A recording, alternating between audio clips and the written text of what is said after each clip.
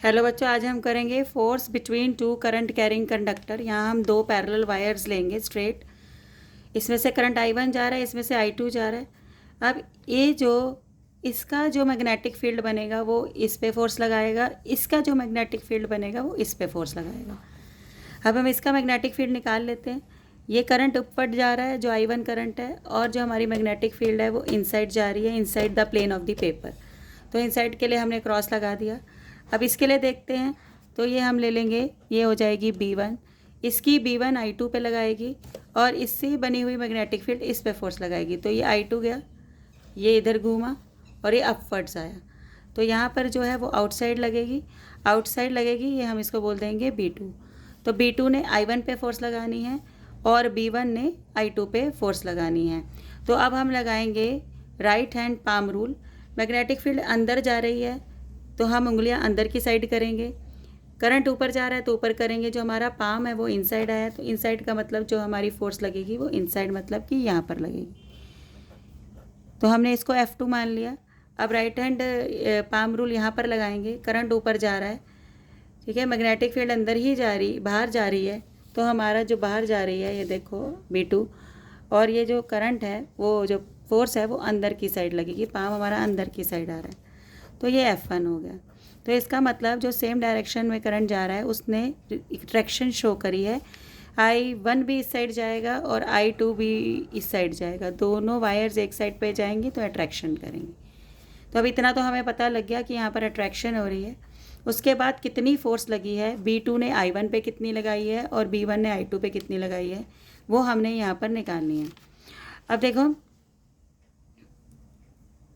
हमने अभी फॉर्मूला पढ़ा कि जो फोर्स लग का फॉर्मूला होता है जब current carrying conductor magnetic field में रखते हैं तो वो होता है F1 bill sine theta. Bill मतलब BIL। तो ये हम साइन 90 लेंगे। तो और हमने क्या लिया, F1 फोर्स ली है तो मैग्नेटिक फील्ड B2 लेंगे, करंट I1 लेंगे, और लेंथ ऑफ द कंडक्टर तो हमने L ली है, और साइन 90 क्या है, हमने 1 ले लिया। B2I1L ये हो गई आपकी F1। और अगर हम F2 पे फोर्स लेंगे, तो F2 जो हो जाएगी, F2 पे फोर्स B1 की वजह से लगी है। करंट I2 जा रहा है, L इसकी लेंथ है और साइन जो है वो हमारा 90 है। साइन 91 हो जाएगा यहाँ पर भी। तो F2 आ जाएगी आपकी B1I2L। ये हमारी फोर्स आ गई। अब क्योंकि ये स्ट्रेट वायर है, स्ट्रेट वायर की जो है हमें मैग्नेटिक फील्ड पता होती है, μ0I/2πr। तो अगर हम यहाँ पर लगाते हैं B2 की जगह तो ये सबस्क्रिप्ट B2 आ जाएगा। इन दोनों के बीच का डिस्टेंस हम क्या मान लेंगे, R मान लेते हैं, दोनों के बीच का डिस्टेंस। अब B2 की जगह आप क्या लगाएंगे, B2 की जगह आप लगाएंगे μ0I/2πr I1 × L।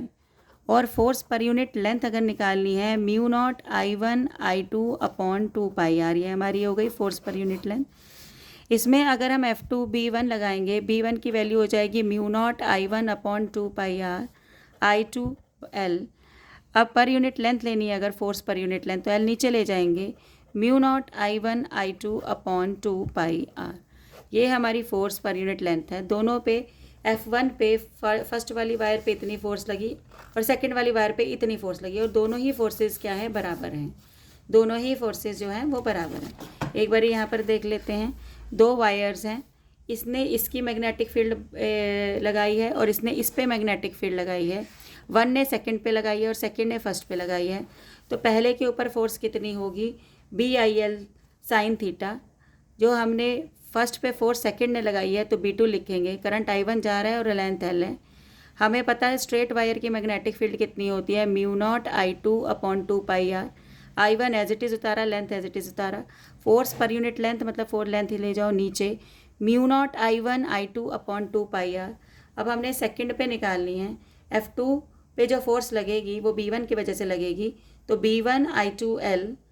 B1 की वैल्यू होगी μ0I1/2πr I2 × L। Force per unit length हमने यहाँ पर निकाल ली है।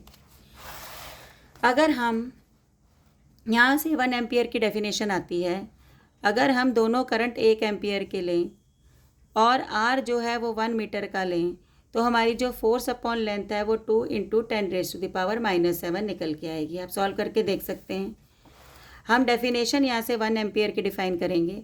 करंट 1 एम्पियर का तब है when current flowing in each of the 2 parallel wire placed at 1 ampere का दोनों में से करंट पास कर रहे हैं और हम इन्होंने 1 मीटर की दूरी पर उसे रखा हुआ है, तो वो एक दूसरे पे फोर्स कितनी लगाते हैं, 2 इंटू 10⁻⁷ न्यूटन पर मीटर। ये पर यूनिट लेंथ थी तो ये न्यूटन पर मीटर हो जाएगा। तो current is set to be 1 ampere when flowing in each wire of the 2 parallel wires placed at 1 metre.